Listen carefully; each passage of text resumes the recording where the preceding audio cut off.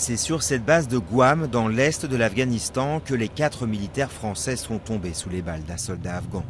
Au moins 8 autres ont été blessés, dont l'un grièvement.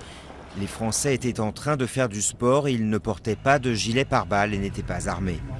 C'est la deuxième fois en moins d'un mois que des soldats français sont tués par des membres de l'armée afghane, armée qu'ils sont chargés de former. Paris en a aussitôt tiré les conséquences. Toutes les opérations de formation, d'aide au combat de l'armée française sont suspendues. Nous sommes des amis du peuple afghan, nous sommes des alliés du peuple afghan, mais je ne peux pas accepter que des soldats afghans tirent sur des soldats français. Le ministre de la Défense, Gérard Longuet, a été immédiatement dépêché sur place pour voir si les conditions de sécurité sont toujours réunies pour maintenir la présence des 3600 soldats français actuellement déployés en Afghanistan. La France brandit la menace d'un retrait complet avant l'échéance prévue fin 2014.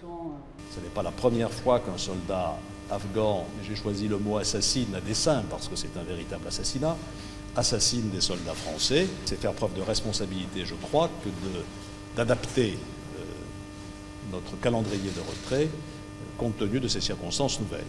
À 3 mois de la présidentielle, le débat sur la présence de l'armée française sur le sol afghan est relancé. Le socialiste François Hollande a réaffirmé sa volonté de mettre fin à cette présence le plus rapidement possible, au plus tard à la fin de l'année 2012. Depuis le début du déploiement de la force internationale fin 2001, 82 soldats français ont trouvé la mort en Afghanistan.